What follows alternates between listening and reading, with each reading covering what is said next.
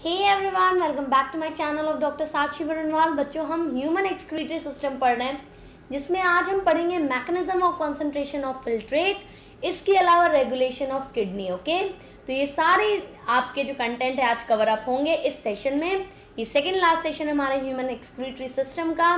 तो चलिए शुरू करते हैं। तो बच्चों, मैं हूँ Sakshi Barnwal and I am a BDS gold medalist from MS Ramaiah dental college. So apart from being a dentist, I am a very passionate educator, social worker and COVID warrior and many more. बच्चों, मेरा एक Telegram group है साक्षी bio के नाम से, जिसका link यहाँ दिया हुआ है, लिंक नीचे डिस्क्रिप्शन बॉक्स में भी दिया हुआ है। तो वहाँ से आप ग्रुप को ज्वाइन कर सकते हैं। यहाँ पे आपको notes, quizzes, PDFs, hand written notes, आपको डेली कंसर्न्स, आपके क्वेश्चन, कन्फ्यूजन जितने भी, उसकी क्लैरिटी, सब कुछ यहाँ पे मिल जाएगा। तो एक बार आप टेलीग्राम ग्रुप ज्वाइन कर लेंगे, आपको खुद पता चल जाएगा how interactive and how friendly it is. Okay, तो चलो बच्चों स्टार्ट करेंगे। Mechanism of concentration of filtrate.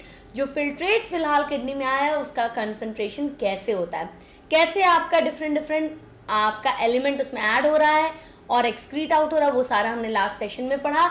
उसके अलावा देखेंगे आज रेगुलेशन ऑफ किडनी फंक्शन। तो एक छोटा सा रिकैप लेते हैं। हमने लास्ट सेशंस में पढ़ा है यूरिन फॉर्मेशन कैसे हो रहा है, कौन कौन से प्रेशर हैं जो अल्ट्रा फिल्ट्रेशन में इन्वॉल्व होते हैं। वो 3 प्रेशर हैं जो हमने लास्ट क्लास में आपके डिस्कस किया था। इसके अलावा सेलेक्टिव ट्यूबुलर रीएब्जॉर्प्शन के बारे में पढ़ा कि ट्यूब्यूल में कहाँ कहाँ रीएब्जॉर्प्शन हो रहा है, किन किन चीज़ों का। ट्यूबुलर सिक्रीशन, ट्यूब्यूल में किस किस चीज़ का सिक्रीशन हो रहा है, mostly hydrogen ion, bicarbonate ion और सोडियम का ही, पोटेशियम का ही आपके सिक्रीशन हो रहा होता है। नेक्स्ट हमने जाना कॉम्पोजिशन ऑफ यूरिन, यूरिन किन चीज़ों से बना हुआ है, and then finally function of tubules, right. तो ये सारी चीज़ें हमने लास्ट सेशन में कवर अप की हैं। अब हम पढ़ेंगे mechanism of concentration of filtrate, कि फिल्ट्रेट जो है कॉन्सेंट्रेट कैसे होता है। आपको पता है जब आपका GFR आता है, वो काफ़ी ह्यूज अमाउंट में आता है, उतना यूरिन एक्सक्रीट हम नहीं करते। क्यों? क्योंकि इसमें से मैक्सिमम वाटर एब्जॉर्ब हो जाता है, राइट। तो ये जो आपका रीएब्जॉर्प्शन ऑफ वाटर है, ये आपके फिल्ट्रेट को कॉन्सेंट्रेट करता है। लेकिन इसको नॉर्मल प्रोसीजर के अलावा भी एक स्पेशल प्रोसीजर हमारे किडनी के अंदर होता है, जो कि इस फिल्ट्रेट को और कॉन्सेंट्रेट कर रहा होता है, जिसको हम काउंटर करंट मैकेनिज्म के नाम से जानते हैं। It's very helpful for the concentration of the filtrate. तो बेसिकली आज हम पढ़ने वाले हैं काउंटर करंट मैकेनिज्म, और इससे बहुत बार क्वेश्चन आए। कई बार इससे क्वेश्चन जब आए हैं तो आपको कंफ्यूजन हुआ है, क्योंकि ये जो प्रोसेस है पूरा, ये इसका काम सिर्फ इतना सा है कि ये आपके फिल्ट्रेट में से मैक्सिमम वाटर का एब्जॉर्प्शन करता, उसको कितना x बढ़ा देता है ये काउंटर करंट मैकेनिज्म। कैसे एक नॉर्मल से आपके ग्रेडियंट को मेंटेन करने से वाटर का एब्जॉर्प्शन तेज हो जाता है। तो यही समझना हमें काउंटर करंट मैकेनिज्म है, जिसमें 2 ऐसे पार्ट आपके इन्वॉल्व हैं जो किडनी के हैं। क्या है वो? Vasa recta and loop of Henle. तो इन दोनों की मदद से, इन दोनों के कारण ही ये काउंटर करंट मैकेनिज्म आपका हो पाता है। ठीक है, तो इसमें क्या, लूप ऑफ हेनले की जब हम बात करें तो ये काउंटर करंट मल्टीप्लायर है, यानी कि इसको मल्टीप्लाई कर रहा है, प्रोसेस को इनहैंस कर रहा है। और वहीं बात करें वासा रेक्टा की, तो ये क्या है? Exchanger, counter current exchanger, exchange करने में आपके मदद कर रहा है। There should be something which is able to exchange materials from loop of Henle। तो इन दोनों का जो इन्वॉल्वमेंट होता है, इसकी वजह से काउंटर करंट मैकेनिज्म आपका पूरा हो पाता है।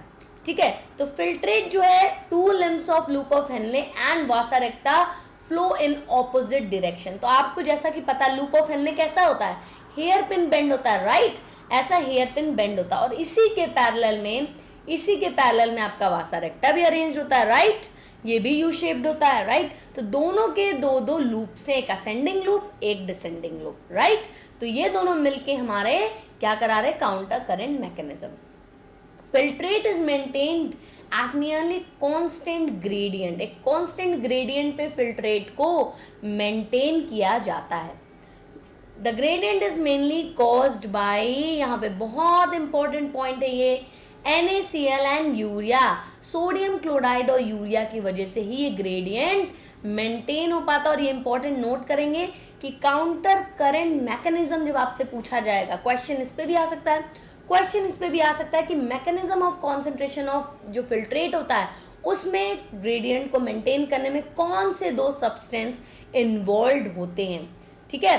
तो दो आपके एक्सचेंजर के अलावा लूप ऑफ हेनले और वासा रेक्टा तो आपके कोई पार्ट्स हैं जो कि इस प्रोसेस में इन्वॉल्व है, लेकिन वो कौन से मटेरियल हैं जिनकी वजह से ये ग्रेडियंट मेंटेन हो रहा है, वो क्या होंगे आपका NaCl that is sodium chloride and urea. ये याद रखना, यही दोनों एक्सचेंज लगातार हो रहे हैं जिसकी वजह से कॉन्सेंट्रेशन ग्रेडियंट बन रहा है और वाटर का एब्जॉर्प्शन रीएब्जॉर्प्शन हो रहा है, ठीक है। चल, इंटरस्टिशियल फ्लूइड जो आपका किडनी के सराउंडिंग फ्लूइड होती हैं, किडनी के अंदर जो सराउंडिंग फ्लूइड है ट्यूब्यूल के अराउंड, वो क्या होता है उसमें ऑस्मोलैरिटी में चेंज देखा जाता है। कैसे?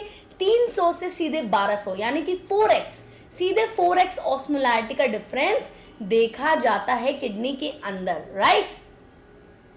असेंडिंग लूप ऑफ हेनले जो होता है, असेंडिंग लूप, अब लूप ऑफ हेनले की बात करें फिर से हम यहाँ पे आएंगे।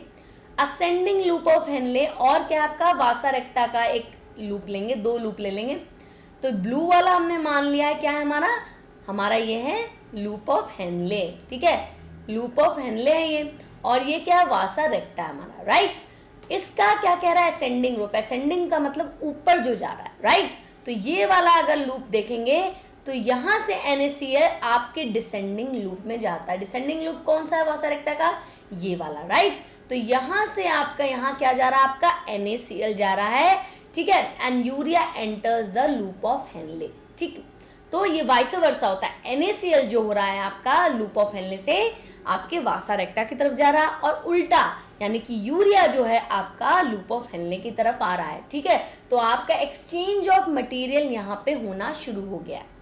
Depending on the concentration of blood, NaCl returns to descending loop of Henle from ascending vasa recta, ठीक है। एक बार आपके डिसेंडिंग लूप तक पहुंच गया वासा रेक्टा के NaCl, फिर आपके ब्लड के कॉन्सेंट्रेशन ग्रेडियंट की वजह से वापस ये मैकेनिज्म रिवर्स बैक हो जाता है। कैसे? एक बार ये वासा रेक्टा में आ गया तो NaCl आगे की तरफ बढ़ेगा और पहुंचेगा आपके कहाँ, आपके असेंडिंग वासा रेक्टा के लूप में। यहां से वापस से आपका NaCl कहाँ वापस जाता है? आपके डिसेंडिंग लूप ऑफ हेनले में, यानी कि जो चीज आपके लूप ऑफ हेनले से वासा रेक्टा पे गई थी वापस से आपके लूप ऑफ हेनले में वापस आ रही है दूसरे तरीके से, यानी यहां से यहां जाएगा, राइट।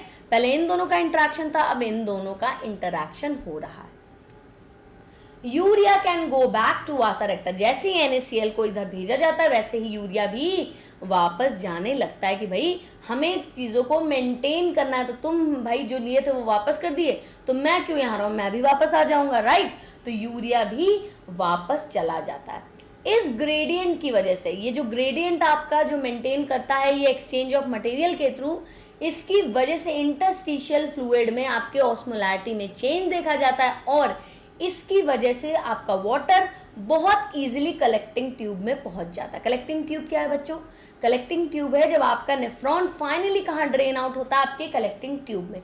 तो वहां पे बहुत जल्दी से आपका पूरा वाटर का पैसेज पहुंच जाता है, राइट। इस ग्रेडियंट के कारण, इस ऑस्मोलैरिटी चेंज के कारण कलेक्टिंग ट्यूब में इजीली वाटर पहुंच जाता है, ठीक है। जब कलेक्टिंग ट्यूब में आपका वाटर पहुंच गया है तो आपका वाटर रीएब्जॉर्ब होना शुरू हो जाता है इसी ऑस्मोसिस के प्रोसीजर से।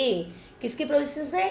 ऑस्मोसिस के प्रोसीजर से, ठीक है, जो कि फिल्ट्रेट को हाइपरटोनिक बनाता है एज कंपेयर टू ब्लड। क्या बोल रहे हैं यहाँ, ध्यान से सुनिएगा।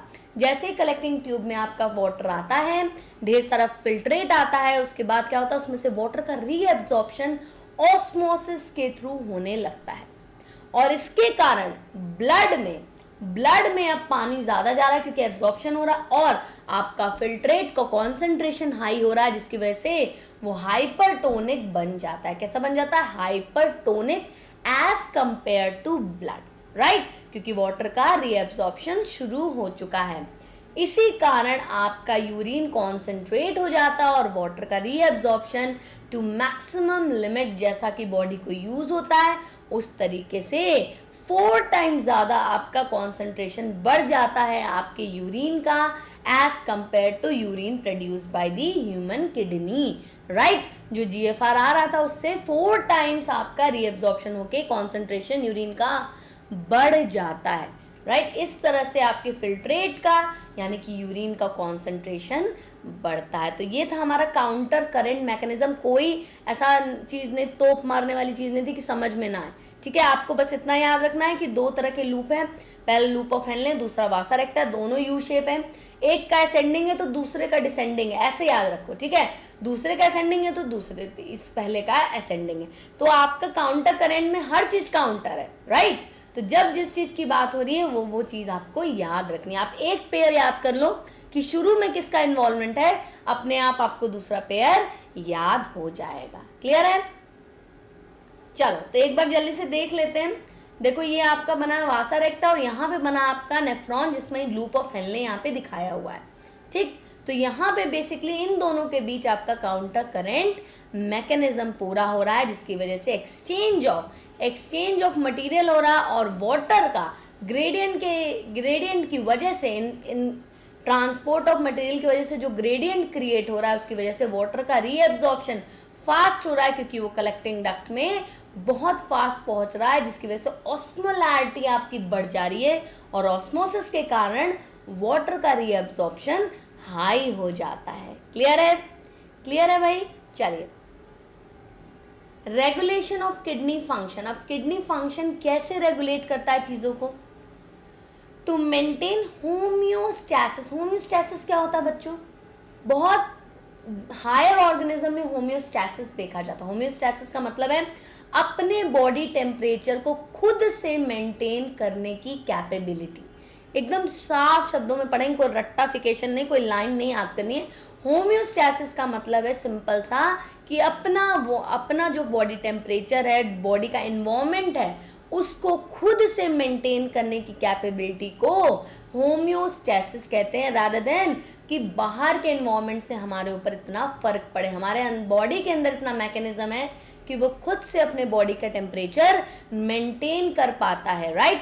इसके लिए बहुत सारे वाटर और सॉल्यूट की जरूरत पड़ती है, जो कि किडनी के थ्रू भी एक बहुत इंपॉर्टेंट तरीके से रेगुलेट हो रहा है, क्योंकि किडनी मेन आपका एक्सक्रीटरी प्रोडक्ट और वाटर के बॉडी फ्लूइड्स का रेगुलेशन करता है, राइट। वर्टिब्रेट की किडनी जो होती है वो बहुत ही फ्लेक्सिबल होती है अपनी फंक्शनिंग में, ठीक है। बहुत सारा dilute quantity of urine excrete out करती है जब पानी बहुत ज़्यादा पी लेते हैं। हमने लास्ट क्लास में भी बात की थी, जब हम बहुत सारा पानी एक बार पी लेते हैं, कभी ऐसा हुआ है कि मतलब सडनली आप एक दिन एकदम से गटक के, नॉर्मली आप एक गिलास पानी पीते हैं बट एक दिन एक बोतल पी गए फटाफट, ठीक है। थोड़ी देर बाद क्या करें, आपको बहुत तेजी यूरिनेशन करने का मन हो रहा है। क्यों? क्योंकि बॉडी में वाटर की क्वांटिटी बढ़ गई है और उस समय आपका यूरिन बिल्कुल पानी की तरह होता है, like it's like a water. उसमें येलोइश टिंज बहुत कम या ना के बराबर होता है, राइट। तो जब वैसे बॉडी हमारा एडेप्टेशन रखता है, जब पानी ज्यादा होता है तो ज्यादा यूरिनेशन कराता है, जब पानी कम होता है तो आप देखते हैं तो यूरिन जो होता है बहुत ही येलो कलर का आता है और बहुत ही कम अमाउंट में आता है। क्यों? क्योंकि वाटर का रीएब्जॉर्प्शन हाई हो जाता है, क्योंकि बॉडी को जरूरत है उस समय पानी की। Small amount of concentrated urine when there is shortage of water, right. Hormones act as an important signaling molecules in controlling the regulatory processes in kidney। तो हार्मोन बहुत इंपॉर्टेंट है इन सारे सिग्नल्स को कंट्रोल करने के लिए, रेगुलेट करने के लिए किडनी के। कौन कौन से हार्मोन है?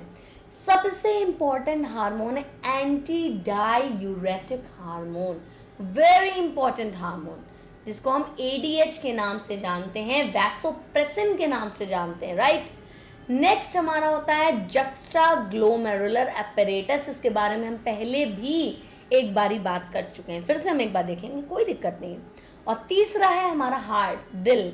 दिल भैया बहुत चीज कंट्रोल करता है, ये सिर्फ फीलिंग्स नहीं, हमारा पूरा बॉडी भी कंट्रोल कर रहा है, राइट। क्योंकि ब्लड का फ्लो यही मेंटेन करता है, इसके थ्रू ही बहुत सारे हार्मोन भी अपने डेस्टिनेशन तक पहुंच पाते हैं। पहले बात करेंगे एंटी डायूरेटिक हार्मोन, जो कि वैसोप्रेसिन है। Excessive loss of fluid from body activates osmoreceptor. जब बहुत ज़्यादा पानी का लॉस होता है बॉडी से और बॉडी को पानी चाहिए होता है, तो क्या करता है वो अपने ऑस्मोरिसेप्टर को आपके एक्टिवेट कर देता है कि भैया पानी की कमी है, पौ पौ पौ पौ सिग्नल आने लगता है, राइट। इसकी वजह से क्या होता है, हमारे हाइपोथैलेमस को सिग्नल जाता है, हाइपोथैलेमस के पास सिग्नल जाता है, अपने मतलब अंदर हाइपोथैलेमस, वहां पे सिग्नल जाएगा कि कि भाई पानी की बॉडी में कमी है, ऑस्मोरिसेप्टर ऑन हो चुके हैं। तो हाइपोथैलेमस कहेगा चलो भैया अब तो कुछ करना पड़ेगा। उसके लिए वो क्या करता है, आपके न्यूरोहाइपोफाइसिस से एडीएच का सिक्रीशन बढ़ा देता है, यानी कि वैसोप्रेसिन का सिक्रीशन बढ़ा देता है। और एडीएच निकला है मतलब पानी खींचेगा। यस, मतलब एडीएच जैसे ही आता है एंटी डायूरेटिक हार्मोन, वो पानी मांगता है। Okay, ADH facilitates water reabsorption from posterior part of tubule।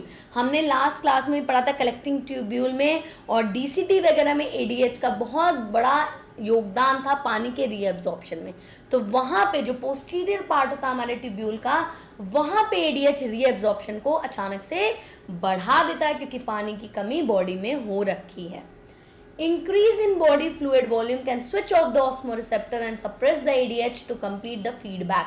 तो भाई आपको पता हार्मोनल कंट्रोल क्या है, फीडबैक मैकेनिज्म से आता है। जब कोई चीज की कमी होती है, उसका सिग्नल जाता है, ठीक है, वो आपकी सिक्रीट होने लगती है। लेकिन जब उसका एक मात्रा में वो सिक्रीट हो जाती है कि बॉडी के लिए सफिशिएंट हो, या सफिशिएंट से थोड़ा ज्यादा होने लगता है, तुरंत ही दूसरा एक सिग्नल जाता है कि भाई अब बहुत हो गया है, अब आप बंद कर दीजिए। इसको कैसे समझेंगे, बहुत इजी वे है इस फीडबैक को समझने का।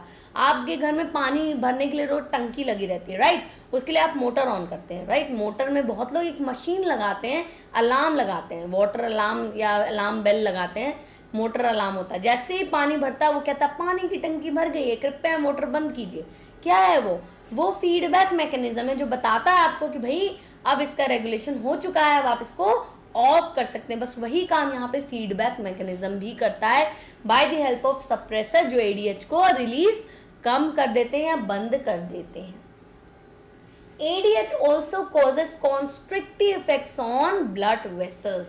ठीक है, एडीएच के सिक्रीशन से आपके ब्लड वेसल भी कंस्ट्रिक्ट करने लगते हैं, वो प्रेशर लगाने लगता है हमारे ब्लड वेसल पे, जिसकी वजह से प्रेशर बढ़ जाता है हमारे ब्लड में, और ब्लड प्रेशर बढ़ने के कारण आपका जीएफआर भी बढ़ जाता है। और इन टर्न देखा जाता है कि there is increase in glomerular filtrate rate. तो एडीएच आपका डायरेक्टली इनडायरेक्टली जीएफआर को बढ़ाने में भी मदद करता है। तो ठीक है, यहाँ पे समझना हमें एंटी डायूरेटिक हार्मोन का बहुत ही इंपॉर्टेंट रोल होता है। ठीक, तो देखो एंटी डायूरेटिक हार्मोन का हाइपोथैलेमस से एडीएच निकला, ADH posterior lobe of pituitary से एक्सक्रीट करके सर्कुलेशन में गया, वाटर रीअब्जॉर्प्शन किया, यूरिन को कॉन्सेंट्रेट करेगा, राइट। चल नेक्स्ट है रेगुलेशन बाय जुक्स्टाग्लोमेरुलर apparatus। यहाँ पर रेनिन हार्मोन आएगा आपका, जो कि बड़ा ही कंफ्यूज है आपके स्टमक वाले रेनिन से। उसके लिए मैंने लास्ट सेशन में आपसे पूरा डिस्कस करके बताया है, तो एक बार आप वो सेशन फिर से देख लेंगे अगर आपको कंफ्यूजन होता है इतना सा भी। ठीक है, तो जुक्स्टाग्लोमेरुलर apparatus जो है वो बहुत ही इंपॉर्टेंट रोल प्ले करता है हमारे जीएफआर में। जब भी हमारा ब्लड का प्रेशर कम होता है या जीएफआर में आपके कमी देखी जाती है कि ग्लोमेरुलर फिल्ट्रेशन रेट काफ़ी गिर गया है, प्रॉपर फिल्ट्रेट नहीं आ रहा है इस समय, तो क्या करता है आपका जुक्स्टाग्लोमेरुलर apparatus रेनिन एंजाइम को, रेनिन का सिक्रीशन शुरू कर देता है, release of renin hormone, right. Renin जो होता है वो एंजियोटेंसिनोजन पे आपके एक्ट करता है, जो कि इनएक्टिव फॉर्म में होता है, और उसको एक्टिवेट करके एंजियोटेंसिन 1 बनाता है। एंजियोटेंसिन 1 से एक्टिवेट होकर एंजियोटेंसिन 2 बनेगा। अब ये जो एंजियोटेंसिन 2 है वो बहुत ही पावरफुल वैसोकॉन्स्ट्रिक्टर है। एट द एंड क्या हो रहा है, आपका ब्लड प्रेशर पे प्रेशर बढ़ रहा है, ब्लड कॉन्स्ट्रिक्शन हो रहा है, जिसकी वजह से जीएफआर रेगुलेट हो रहा है।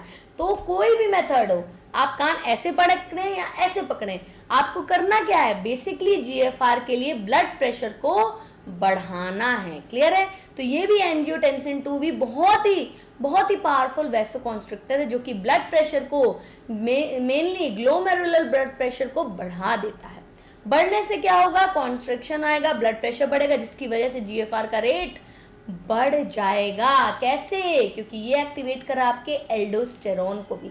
कौन सा हार्मोन, एल्डोस्टेरोन। अब एड्रिनल कॉर्टेक्स से एल्डोस्टेरोन को जब निकाल रहा है, राइट, तो ये रीअब्जॉर्प्शन किसका करेगा, सोडियम एंड वाटर का। किसका रीअब्जॉर्प्शन कर रहा है, सोडियम एंड वाटर का, जिसकी वजह से आपके ब्लड प्रेशर एंड जीएफआर में तेजी देखी जाती है, राइट। चलो this complex is generally known as renin angiotensin mechanism. इस मैकेनिज्म को एक बार अच्छे से फिर से देखेंगे। क्या हो रहा है आपका एंजियोटेंसिनोजन में रेनिन जा रहा है। रेनिन कहाँ से निकल रहा है, जक्स्टाग्लोमेरुलर एपरेटस से सिक्रीट हुआ है। एंजियोटेंसिनोजन को एंजियोटेंसिन में चेंज किया, फिर एंजियोटेंसिन 1 एक्टिवेट होकर एंजियोटेंसिन 2 को एक्टिवेट किया, और एंजियोटेंसिन 2 आपके एल्डोस्टेरॉन को स्टिमुलेट करेगा और साथ ही साथ ब्लड में प्रेशर बढ़ा देगा, क्योंकि it's a very powerful vasoconstrictor, right. Blood pressure बढ़ा और साथ साथ एल्डोस्टेरॉन बढ़ा, जिसकी वजह से वाटर और सोडियम का रिटेंशन होने लगेगा, यानी कि उनका बहुत ज़्यादा आपका फिल्टरेशन नहीं होगा, ज़्यादा जीएफआर, फिर जिसकी वजह से ब्लड प्रेशर बढ़ने से जीएफआर भी बढ़ जाएगा। क्लियर है। तो ये आपको रेनिन एंजियोटेंसिन, आपको पूरा मैकेनिज्म एपरेटस आपको याद रखना है, ठीक। ये दूसरा कंट्रोल था। इफेक्ट्स ऑफ एंजियोटेंसिन क्या हुआ, ब्लड प्रेशर इंक्रीज हुआ, पहली चीज, क्योंकि बहुत पावरफुल वेसोकॉन्स्ट्रिक्टर है। दूसरा, एड्रेनल कॉर्टेक्स को आपके एक्टिवेट किया कि वो एल्डोस्टेरॉन का सिक्रीशन करें ताकि वो सोडियम और वाटर को रिटेन कर पाए। थर्ड है, एल्डोस्टेरॉन क्या करता है, रीएब्जॉर्प्शन करता है हमारे सोडियम और वाटर का, right. And last but not the least, finally blood pressure और जीएफआर में इंक्रीज देखा जाता है। रेगुलेशन बाय हार्ट, ये वाला जो पॉइंट है ये बहुत कम बार आप लोग पढ़ते हैं, कई बार मिस आउट हो जाता है, लेकिन कई बार ये भी देखा गया कि यहाँ से ऐसे दुपुक केक होता है ना, गूगली क्वेश्चन, जो एग्जाम में गूगली क्वेश्चन फेंकते हैं ना, वो यहाँ से आ सकता है, ठीक है। तो हार्ट में एक सिंपल सा लॉजिक है, एंटी एट्रियल नेट्री यूरेटिक फैक्टर। आपको एक ही चीज याद रखनी है यहाँ पे, ANF। क्या है ANF, एट्रियल नेट्री यूरेटिक फैक्टर, ठीक है। तो ये एंटागोनिस्टिक होते हैं हमारे रास सिस्टम के। रास सिस्टम क्या है हमारा, रेनिन एंजियोटेंसिन सिस्टम, राइट। इसके ऊपर ये अपना इफेक्ट डालते हैं। जब बीपी और ब्लड वॉल्यूम बढ़ जाता है, राइट, तो आपके हार्ट पे स्ट्रेच आता है, एक प्रेशर आता है, ठीक है, जिसकी वजह से ANF रिलीज आउट होता है। ANF रिलीज आउट होता है, और ANF क्या है, बहुत इंपॉर्टेंट वेसोडाइलेटर है, यानी कि ये एंटागोनिस्ट है आपके एंजियोटेंसिन का, ठीक है। वो वैसो कॉन्स्ट्रिक्ट कर रहा था, वेसो डायलेट कर रहा है, यानी कि ये तुरंत उसको पलटी मार रहा है उसकी।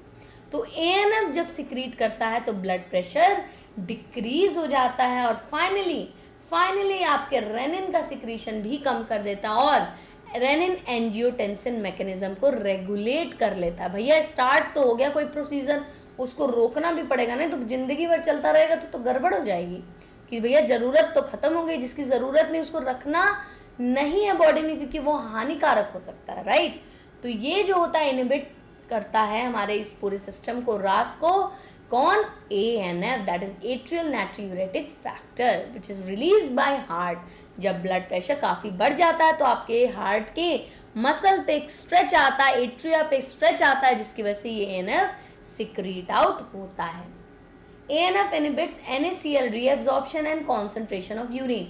तो ये खिलाफ है, ये डाइल्यूट करता है बेसिकली। जब आप ज्यादा पानी पी लेते हो ना, तब इसका काम होता है एक्चुअली, ठीक है। तो ये कॉन्सेंट्रेशन ऑफ यूरिन को रोक देता है कि भैया पानी एक्स्ट्रा हो गया, निकालो इनको, ठीक है। That's it. अब देखेंगे यूरिनरी ब्लैडर कैसे रेगुलेट करता है हमारे मिक्चुरेशन को। पहला, यूरिनरी ब्लैडर आपके यूरिन से भर जाता है, राइट। तो वो एक टेम्परेरी स्टोर हाउस है आपके यूरिन का, ठीक है। एक एक्सटेंट तक जब यूरिन उसमें भरने लगता है तब आपको फील होता है यूरिनेट करने का। जैसे यूरिन पहुंचता है यूरिनरी ब्लैडर में, आपको तुरंत यूरिनेट करने का अर्ज नहीं होता है, थोड़ी देर बाद होता है जब वो थोड़ा भर सा जाए, राइट। तो स्ट्रेच रिसेप्टर जो होते हैं वो सिग्नल भेजते हैं हमारे CNS को। जब यूरिनरी ब्लैडर भर जाता है तो स्ट्रेच रिसेप्टर आपके CNS को सिग्नल भेजते हैं कि भैया भर रहा है, ब्लैडर भर रहा है हमारा। तो CNS जो है वो आपका वापस से रिस्पॉन्स के फॉर्म में सिग्नल भेजता है हमारे यूरिनरी ब्लैडर के मसल को, जिसको हम डेट्रूसर मसल और स्पिंक्टर मसल कहते हैं। तो डेट्रूसर मसल कॉन्ट्रैक्ट करता है और स्पिंक्टर मसल रिलैक्स करता है, जिसकी वजह से यूरिन रिलीज हो जाता है outside the body by the help of urethra. Clear है। चलो, तो इस तरह से आपका न्यूरल कोऑर्डिनेशन होता है यूरिन का, मिक्चुरेशन का, कि कैसे आपका ब्लैडर फुल होते सिग्नल पहुंचता है। तो बेसिकली इस पूरे चीज में आपको दो चीजें, एक्चुअली एक मेन चीज याद रखनी है, that is detrusor muscle. Muscle के नाम आप याद रख लीजिए, आपके लिए मोर देन सफिशिएंट। कौन? डेट्रूसर मसल होगा, कॉन्ट्रैक्ट करेगा मैच्योरेशन के टाइम, और स्पिंक्टर मसल रिलैक्स करेगा during the time of urination. Simple and sober, इतना याद रखना आपको, ठीक है। So that's it for today. Next session में हम जितने भी डिसऑर्डर हैं एक्सक्रीटरी सिस्टम के वो पढ़ेंगे, जितने भी अदर ऑर्गन्स हैं हमारे बॉडी में जो कि इस पूरे एक्सक्रीटरी सिस्टम में इन्वॉल्व हैं, जो कि डिफरेंट डिफरेंट चीज़ों का एक्सक्रीशन करते हैं, वो सारी चीज़ें हम नेक्स्ट सेशन में पढ़ने वाले हैं। ओके बच्चों, तो दैट्स इट फॉर टुडे। अगर सेशन अच्छा लगा तो जल्दी से like, share and subscribe the channel and hit the bell icon. थोड़ा सा प्यार दिखा दीजिए मैम को कि भाई आपको भी मैम से थोड़ा प्यार है, तो सब्सक्राइब जल्दी से कर दीजिए और शेयर कर दीजिए अपने सारे फ्रेंड्स से, ताकि सबको पता रहे कि ऐसे सेशन चल रहे हैं जिसमें कोई भी आपके लिए प्रमोशन नहीं रहेगा, सिर्फ कंटेंट रहेगा जिससे आप सिर्फ पढ़ाई पे अपने ध्यान दे पाएँ। दूसरी बात ये है बच्चों कि अपनी अटेंडेंस मार्क कर दीजिए लाइक बटन के साथ। और अब हम हो गया हमारा क्विज टाइम, इसमें मैं पूछूंगी आपसे 2 सवाल, जिसका जवाब आपको नीचे कमेंट सेक्शन में देना है। देखते हैं कौन सबसे सही जवाब देता है। तो JG cell, that is juxtaglomerular cell, release किस चीज का रिलीज करते हैं? JG cell. Yes, you have to tell the answer. यहाँ पे 4 ऑप्शन दिए हुए हैं, आपको करेक्ट ऑप्शन बताना है। If ADH level of blood is less, अगर एडीएच लेवल आपके ब्लड का कम हो गया है तो उससे क्या इम्पैक्ट पड़ेगा आपके यूरिन पे, ये आपको बताना है। Okay, so that's it for today. Thank you everyone. Like, share and subscribe and hit the bell icon. We will see you in the last session, next session, which is the last session of excretory system. पढ़ते रहिए, बढ़ते रहिए, and we will rock the exam. Okay, thank you.